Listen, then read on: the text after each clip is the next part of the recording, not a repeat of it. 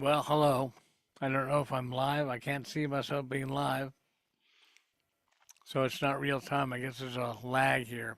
But I'm Matt McCourt, and my website is usmetal.com, and I do a podcast called Tell Me About It, and you can watch all the episodes right here on YouTube. And I'd like to invite you to my family member's YouTube channel also, Lillian. It's LIL1T. She plays games on there. She's cool. I love Lillian. She's a great woman. I like her. Always have since she was a little girl. She was really chatty with me at a family barbecue one time. And anyway, how you doing? My name is Matt, and oh, I should turn my lights on. Make them look pretty. There we go.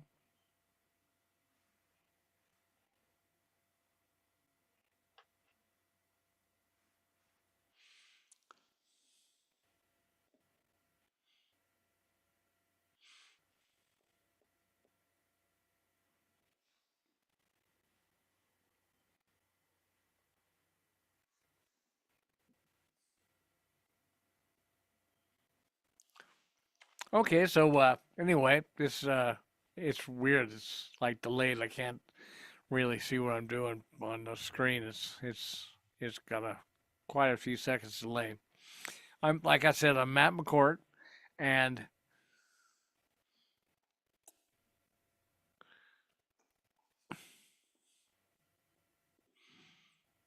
I do interviews. I've interviewed quite a few people in bands like Dane Castronovo from Journey and Alejandro Mercado from John Five's band. And he also plays with Alan Parsons. He's a great drummer. John Gallagher from the band Raven and Jeff Thorpe from Vicious Rumors.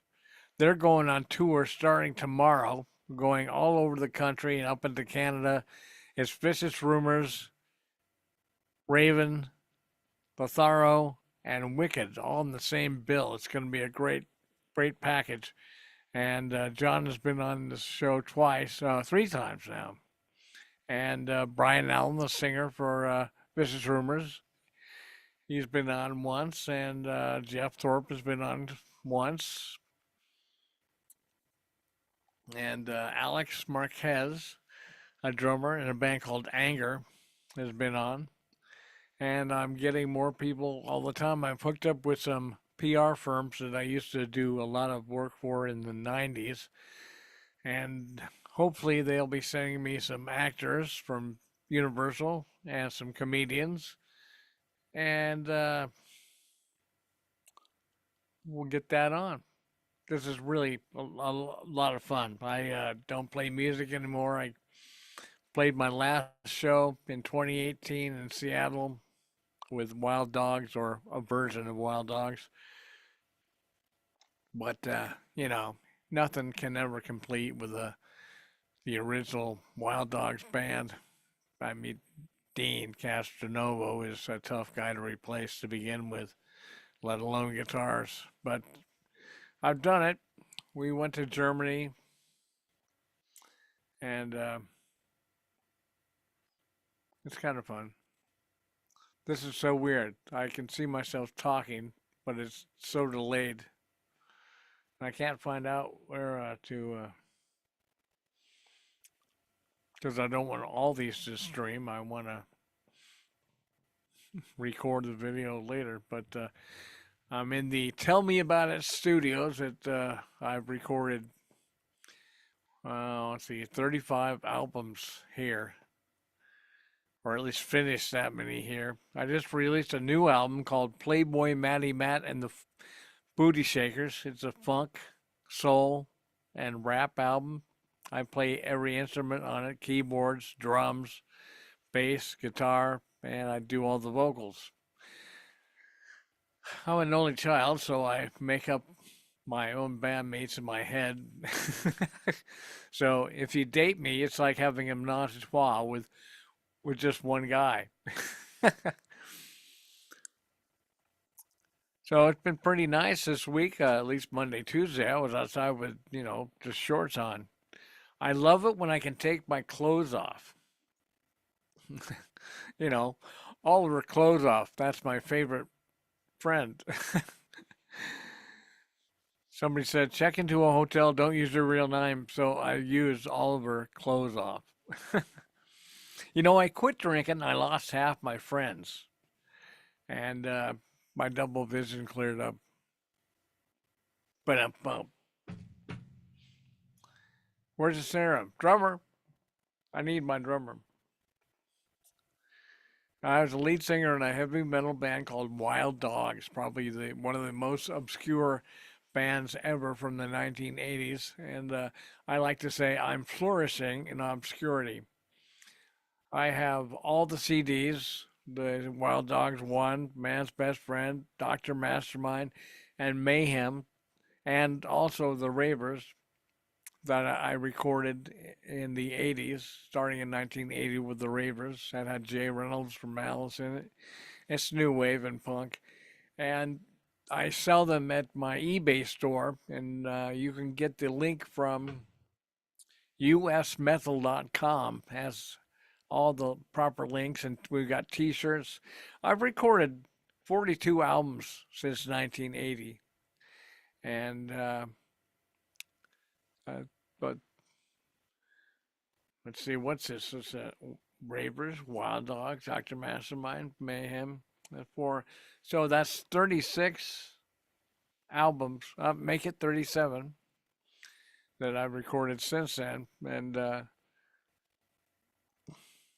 well, they're all for sale cheap. I mean, I'm talking dirt cheap. Some of them are $1.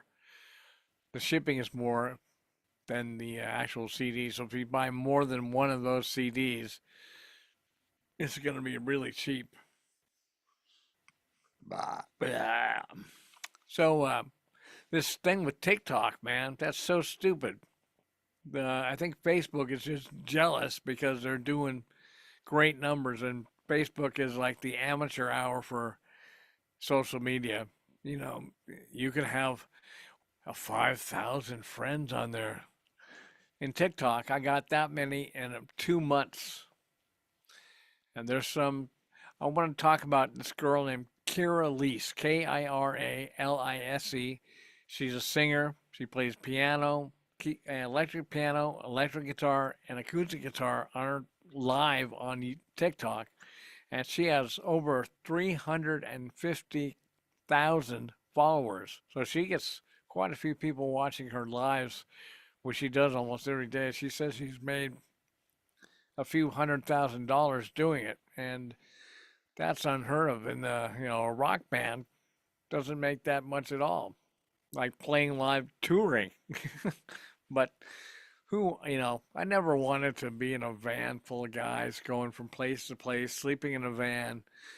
And the guys I played with the Wild Dogs, nope. I love to hang around Dean. He was a lot of fun, and the road crew. But the other two guys were, they're not my kind of guys.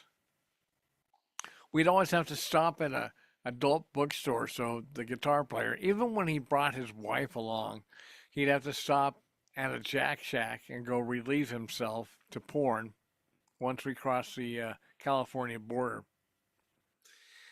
We'd make two stops. We'd stop there, and then we'd stop at the liquor warehouse, which is, if you don't know, in Oregon, you can only buy booze at a liquor store. And they had this thing called Liquor Warehouse. It was like a booze barn. You can Costco for booze. Whew, you could really get a good hangover. But we had some pretty fun times. We played with Ronnie James Dio, and we had a tour lined up with Metallica the time they got their truck stolen. And so we got to the first gig in Seattle, Washington, and set up. We were waiting all day. We're waiting for the Metallica, and the promoters came up and said, "Hey, I just got a call. Metallica is not going to make it. They got their truck stolen in New York, and so we're going to do the show, but Metallica is not going to be here." And I thought, "Oh, great." And I said, "Do you have a tennis racket?" He said, "A tennis racket?" And I said, "Yeah, because I'm going to want something to hit back the bottles that are going to get thrown at us." We played with girls' school in San Francisco, and the same people that used to love our band didn't like us when girls' school was on the bill. They wanted girls' school. Raven just got done doing a tour with girls' school and Alcatraz, and that was pretty successful. John says I met John Gallagher from Raven when we played with them in 1984. The bill was Raven headline, Anthrax middle with Neil Turbin on vocals, and Wild Dogs the opener. And hung out with John before the show, and we went over to the venue and to do the sound check. And he had to go to the bathroom and said, "Where's Lou, man?" And so I showed him the bathroom, and we walks in. He goes into the sit down stalls, and I thought, "Hey, perfect timing. I can always go to the bathroom. I love to go to the bathroom. I love to pee, and at my age, anything that comes out of that thing is all right by me." So we sat there and did our business, and we kept talking. And I said, "This guy is going to be my lifelong friend," and he has. He's a really cool guy, the best guy I've met in music ever. And his brother's the same way. I joke with him about the Gallagher brothers because that's the guys in Oasis, and he gets a good laugh about that. I'm a huge Oasis fan, by the way. But they're going on tour for a couple, as Jeff said, 45 days of nonstop rocking with Vicious Rumors, Raven headlines, Vicious Rumors second, Lotharo, and then Wicked opens up the show. It's all great bands finally. So that should be good. Vicious Rumors. I got Brian Allen the gig singing because I was talking to Jeff Thorpe from Vicious Rumors, and he said we're having problems with our singer. And I said, I know a guy that can do the same stuff that sings like Carl, the guy they always try to replace, who died and they were on Atlantic Records. They were on Shrapnel. That's how I know those guys. And he said, "Oh yeah, all right." I said, "No, really, go to YouTube and watch these videos. I love YouTube. And go to YouTube and watch these videos. If you like the video, call me back and I'll give you his number and you can take it from there." 20 minutes later, he calls me up and says, "I'll take that number. That guy is great." He joined the band. I think now he's done 4 albums with them and like countless world tours with Vicious Rumors. And I also got him a job driving a school bus for the college that I worked at. And he had to give that up because he was touring so often. But yeah, like I said, I released an album I recorded probably around 2014, 2015. I played keyboard. It was like after I got this great Korg synth and keyboard, I started going crazy with it, and I love funk. I mean, I'm a big funkaholic guy. I play drums every day to Corey Wong and the Dirty Loops or Culbertson and these. You guys probably don't know who they are, but Snarky Puppy or the Fearless Flyers, stuff that gives me a good workout. By now, I'm kind of tired because I've been working out, playing drums, and riding the bike, and doing videos. Ugh. I used to work every day at this college. I'm and do this, but anyway, is anybody out there? I can't tell. Raise your hand. Stomp your feet for yes. Once for yes, twice for no. But I'm used to talking to myself. I'm an only child. I always have been, and I always seem to keep myself busy. I don't have much of a problem with that. Um, I play all these instruments, so I can always feel like I've got a band. But I'm a comedian also. And I've had some pretty funny stuff happen in my life, like the time I got a black eye is the first time I went to a concert. I was age 11. I was going to go see Canned Heat with my friend Bill Hoffman at the Portland Paramount Theater. And there was a guy named Randy Cook who wanted to beat me up because I was friends with his friend. He was like a year or two older. And it's basketball season. We're getting changed in the locker room, and in comes Randy Cook, and somebody says, Randy Cook's in here. He's going to beat you up. Oh, so I like to avoid any kind of confrontation. Not that I can't defend myself, I just don't like to get in trouble because that means you got to stay after school and shit. And I was there only for the time I wanted to be there. Anyway, I got my basket, and you got to put those baskets back in the rack. Well, I turned around and I hit myself in the eye with the corner of the door. So I put the basket in, locked it. I went out in the hallway. It was like a scene from Wonder Years. There's all these kids out there waiting, and they saw my eye and said, "Look, Randy hit you in the eye. You're gonna get a black eye." I go, "No, I ran into a door." It's like, "No, I tripped. No, I really did." And went home. Woke up the next day, and I had the biggest, blackest shiner, and it looked like he had punched me in the eye. So I went to school, and he didn't do that at all. Turns out he's kind of a wimp, but he acted real tough, and that's enough for me. I don't want to get in a hassle. The principal, who was really, I was kind of like the junior janitor. I have a hard time talking by this time of the day. Not because I'm drunk, I'm just, my face is kind of paralyzed. So she said, "What happened to your face?" And I, is that the first time I've heard that? And I said, "I ran into a door at practice." And she said, "Didn't Randy Cook hit you?" And I go, "No," because she's seen him give me some crap before. And anyway, the guy got suspended from school for like 3 days. Yeah. Well, there were perks for being a junior janitor. That means I get to empty the garbage cans, but I also the people in the lunchroom, ladies. One woman was remember All in the Family, the uh, the daughter.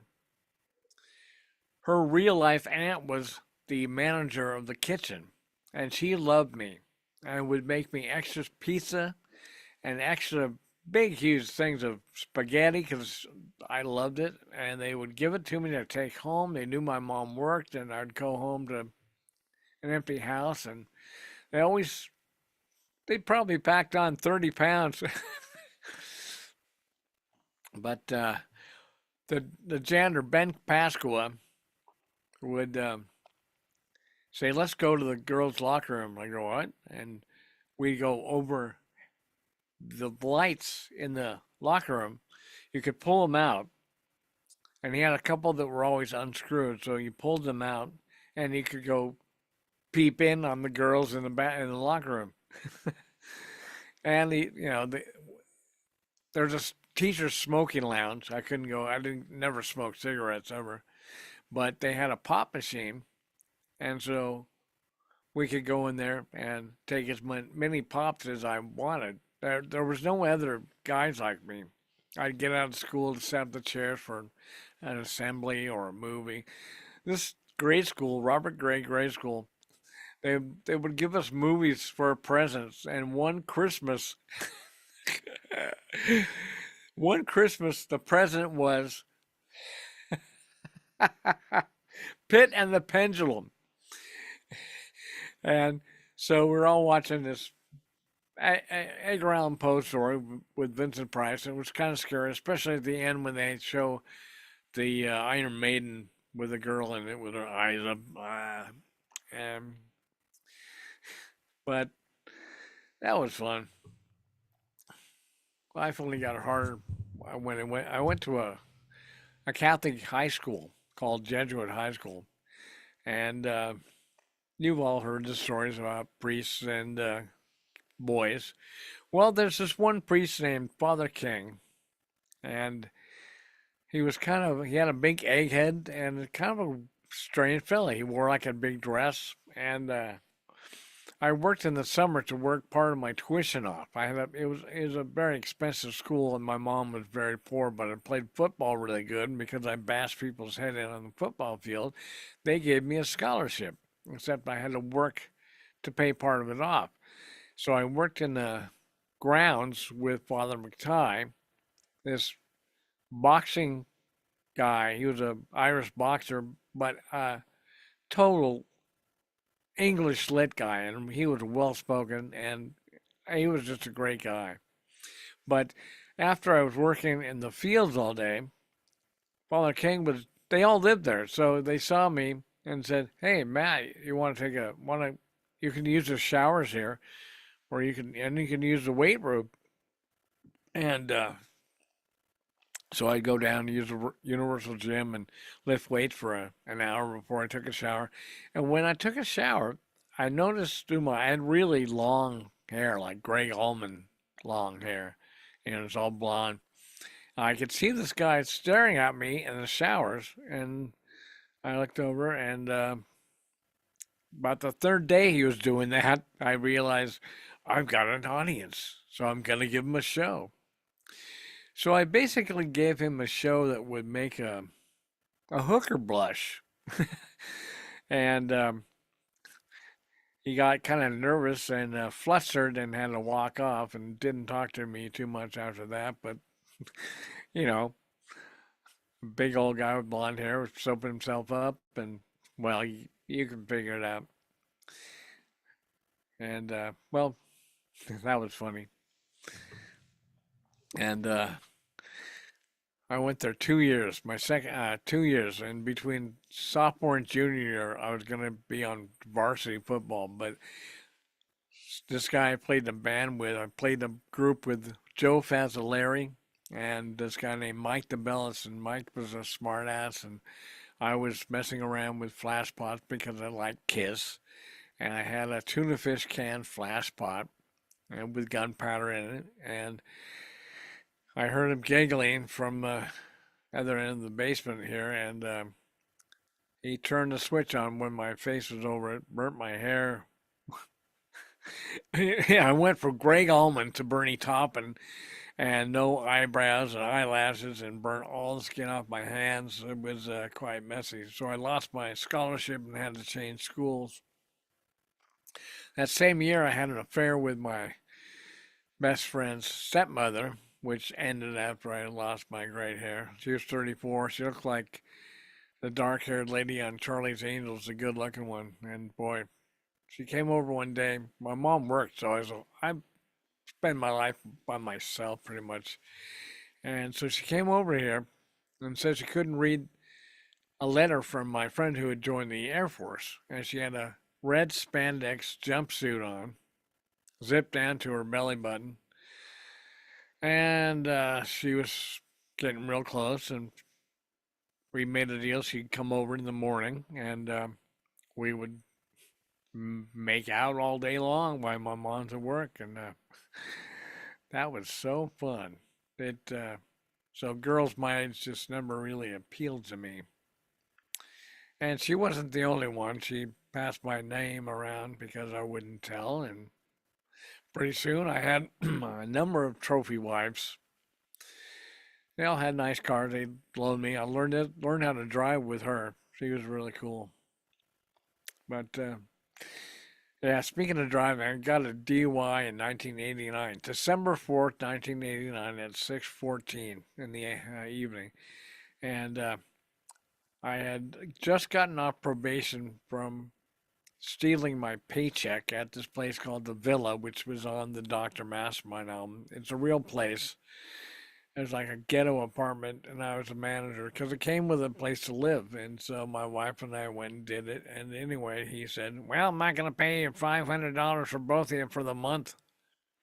I'm going to pay you $100 and you can find another job, but you can still have the apartment if you collect the rents. And my wife said, we're going to take the money from the rents. And he said, you do and you'll be sorry. And I did, and I was. So I got it paid off. I was at the bank and saw Andre Edmonds, who owned Poncho's restaurant, and in the bank, and he said, "Hey, come on over to the restaurant," and it wasn't open, so he owned it, and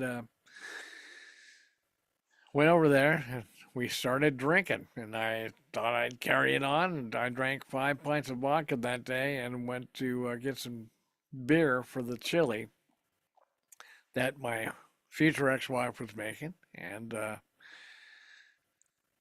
instead of walking a block across the street to the convenience store, I drove, I found the keys to the car, and I drove 35 blocks up Hawthorne Boulevard, went to Safeway. I saved 40 or 50 cents on a quart of beer, came out, the cops were waiting for me, pulled me over. I lived in a warehouse on 8th and Hawthorne. If you can believe this, it cost 500 per month for 10,000 square feet in inner southeast Portland. I lived there. It had a full court basketball court. I had 5 practice rooms for bands. I put concerts on, which are really about bring your own parties with national bands. It was great. Anyway, they pulled me over and said, it smells like a brewery. And I go, no, it probably should smell like a distillery. I've been drinking vodka. And so I said, yeah, you got me. There's no use fighting the police. They are well armed to begin with, and they've got a radio that can call 50 of their friends. Yeah, so you got no chance. I don't want to fight with the cops anyway. So what I did was they take me to the police station, and I got in there, and they got to make me walk the line in the police station, which was already funny for doing it outside in the street to begin with.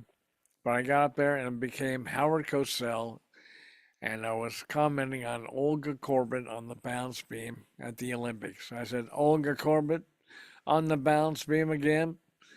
Maybe you remember her from the last games. She's gained a little weight, and they all start laughing. They are cracking up. I thought this is funny, so I keep this up, and I'm tilted over I look like a 90-degree angle, and the cops are laughing so hard that they're peeing their pants. And I said, well, are you laughing at me? He said, yeah, you're leaning it so far over, but you're not falling down. I said, well, I've got gum on my shoe. So there's a few more police that show up. My dad's been a cop. I'm not, I got nothing against cops. They got to do their job. But I know some cops are just like us, believe me. And I blow 2.0. And he said, when was your last drink? I said, about 6 hours ago, around noon. And I was pretty toasted then. But I go, okay. Well, we're not going to keep you. You're not going to do any harm. So you can go. So I said, well, you've taken me a long ways away from my house. Can you give me a ride? And one cop says no, and I said, I live on 8th and Hawthorne. And the guy says, where? I go, 8th and Hawthorne, in a warehouse. The place that has the parties where all the strippers go? I go, that's the place. Can I get a ride? They said, I know that place. We go sit outside there to watch all the girls go in. But we can't come in unless we have an invitation. Okay, so he took me home, and I went to an AA meeting the next day. My mom's friend is the drummer for the Kingsmen, who he played actually on the song Louie Louie. I didn't know that for years, but because of the AA, Alcoholics Anonymous, he lived up to it. So that was me going to rehab meetings for like 3 years. I had to get a doctor's checkup every year to renew my license. Crazy. But, now, God, I eat a lot of vegetables, and I had a stroke a couple years ago. That's when my mouth doesn't work totally. But I know one woman at the college that I worked at, she was total vegan, and she was lesbian. She married a nice woman, and they got married. They went to Hawaii for the honeymoon. She always said, "I don't hurt animals. I won't eat animals. I don't wear any products that have animal parts or animal anything." And so she's out swimming after dinner or something. She gets eaten by a shark, and it kills her. I guess the shark didn't get the message. Well, let's see here. I'm just going by myself here. I, I'll tell you though, if you want some tips on how I lost 100 pounds, and I mean, I eat totally different than you could imagine. I used to eat anything, tons of ice cream, but now I eat vegetables and tofu, and I'll wake up and have some apple cider vinegar, 1 tablespoonful in 8 ounces of water. Gulp that down. I juice 1 lemon, and I put a tablespoonful of cayenne pepper in, and top that off with a tablespoonful of olive oil, and I drink that down before I ride my exercise bike. And I've got 2,000 miles in a year. I bought that thing. I got it March 10th. Put it together and ride it every day. But I'm 100 pounds lighter than I used to be, and I feel pretty good. And I don't eat sugar. Boy, you know, it just takes a stroke to get me to change my ways. Yeah, I can do that. They say that men that are my age, which is 64, aren't going to change their ways. They're too stubborn. But no, I'd rather live and not go through that again. So that's my story. I'm sticking to it. So, what did you say? Oh, edibles. Yeah. Oh, yeah, edibles. I remember when marijuana was so illegal, they took everything you owned if you sold pot. One guy, Ben Linton, he got pulled over and they found 2 grams of weed in his trunk. So they gave him a distribution charge, took his car, took everything, did 2 years in jail. Now everybody sells weed on the corner. And but if they find out how bad edibles are, they would definitely outlaw them. I used to make butter and with weed, can of butter, and then we'd make cookies. And I was over at my girlfriend's house, and she made some cookies, and they didn't look green. And I ate one, and didn't taste it. It tasted awesome, great chocolate chip. So I drank some milk, and I ate a couple more. And I said, "Those are good cookies." I said, "Don't eat more than a half." I go, "What?" Those are really strong. Don't eat more than a half a cookie or you're going to be high. I said I ate 3. And I had to go meet this guy for something. And it was at a bar. It was at Belmont's Inn, about 15 minutes away from where I was. So I said, I better go. I drive my car, my smart car over there, go in, see this guy, get what I'm going to go for. Then I go, I got to leave. He goes, have a beer. And I go, I can only have a quick beer. So I drank the beer quickly. And by that time, I started getting really high. And it was the longest, weirdest drive home ever. I've taken 1,000 acid trips. And this was the weirdest thing ever. I thought I couldn't breathe when I got back to her house. I just kept walking around the apartment, which is kind of like the dog, the bear. You've probably seen Bear if you watch my videos. The little skipper gate, he would make laps around it. So he was following me in the living room. And God, where she used to live, it started out at $600. over by 17th and Milwaukee Avenue. They sold the building. It was a duplex, three-bedroom duplex with a parking area.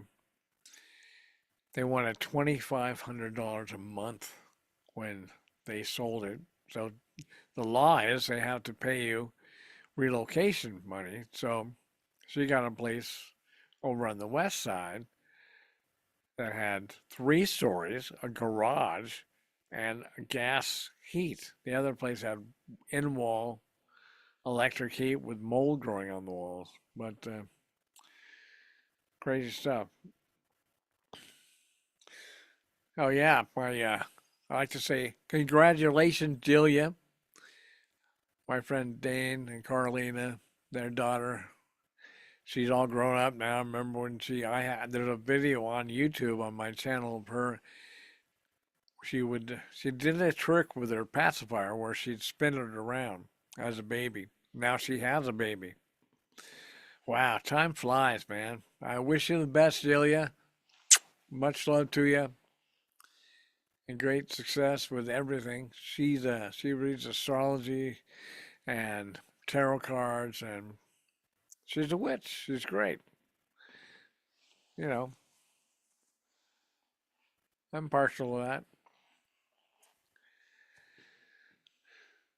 I've been getting into transcendental meditation lately because of Howard Stern, and he turned me on to him and Russell Brand turned me on to some great ways to meditate, and I like Russell. Russell's a good guy.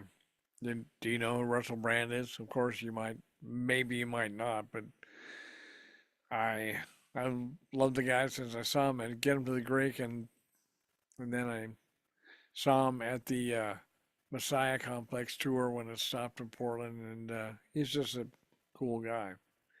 He'll tell you like it is, man. Eddie Izzard also. I love comedy. My new comedy guys I got into are Bert Kreischer, and if you haven't seen it, you got to look at this movie called The Machine with Star Wars, Luke Skywalker. Can't remember his name, but everybody knows him as Luke Skywalker. He's his father. And Bert, I saw him for my birthday present. Thanks, Bert. And Tom Segura, they're buddies. And Anthony Jeselnik is really funny. He'd have a shark party. But I just wanted to try this and see how it works. But I can't see if anybody comments or anything. Like on TikTok, I did a quick TikTok the other day live and had 1,000 people. And I hope they don't get rid of TikTok. That's baloney. The baloney pony. It's a great site, and I think they're just Facebook is. I think it's run by the government, and I think it's a behavior modification place because people go, "I'm in jail," and what that does is it makes you think about what you put out there, and I think they're just jealous because TikTok is so much bigger.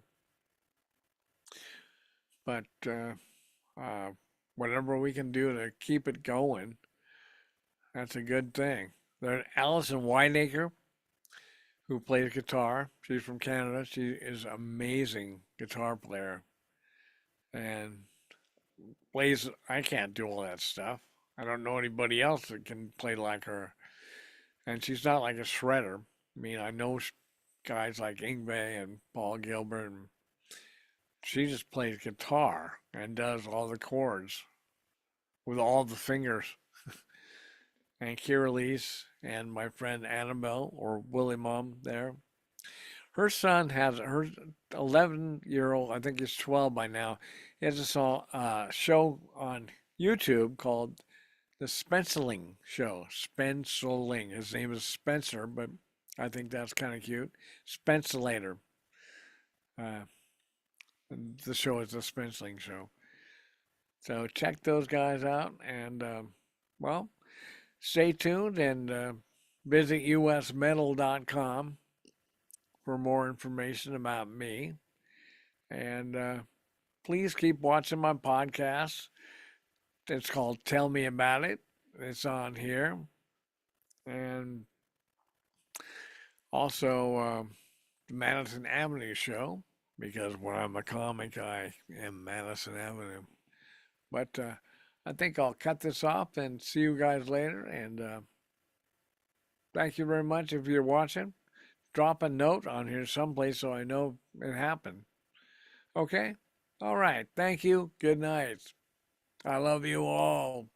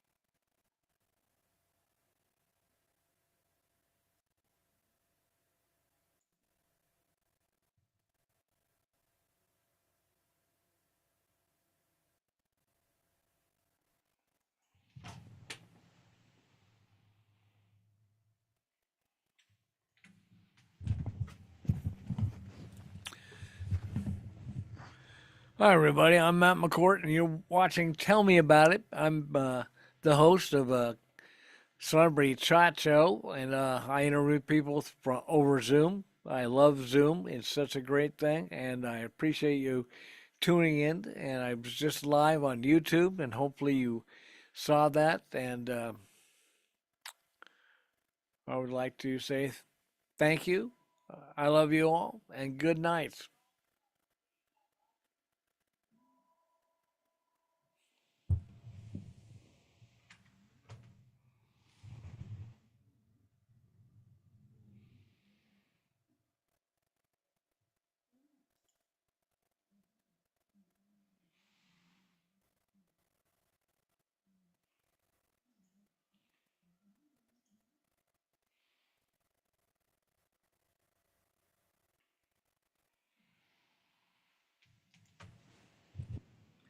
Hi, everybody. I'm Matt McCourt, and this is the Tell Me About It studio, and I just went live on YouTube. And I would like to also invite you to watch Lily and DePauw's channel on YouTube. It's LILT1. If you like video games, she plays video games on there. I like her, so she's a cutie, and she's a family member. So, and hey, Delia, I just want to say, Delia, my friend Dane Peterson and Carlina's daughter, is all grown up now. I remember when she was in her mom's belly. Now she had a baby last week. So congratulations and welcome, Alice. You got a great mom. And just want to say hi to Allison Whiteacre on TikTok, great guitar player. Check her out. And also Kira Lise, Kiralise. She's a great guitar player, piano player, and singer. And these people have 300,000 followers on TikTok. Totally unheard of for Facebook. And Facebook is kind of like the dog food of the social media. So I have a lot more fun at TikTok, and I went live the other day, and I got 700 people in like 10 minutes. And the longer you stay on, the more people will show up. But I got like 6,000 people in the first couple of months over there. So it really is a powerful tool. I learned all kinds of health tips and from Katie Brindle. She's also on Instagram. Katie Brindle, I think it's Brindle, Brindle. She's an English woman. She was an opera star, but she had a car crash, and now she's into Chinese medicine. And this stuff works. I've been going for acupuncture for months because of the acupressure that she taught me. and it lowers my blood pressure by at least 10 points on the top number. But I'm getting signaled that I gotta go. Thank you. I'm Matt McCourt. If you want to know more about me, go to my website, usmetal.com. And thank you. Good night. I love you all and have a good weekend.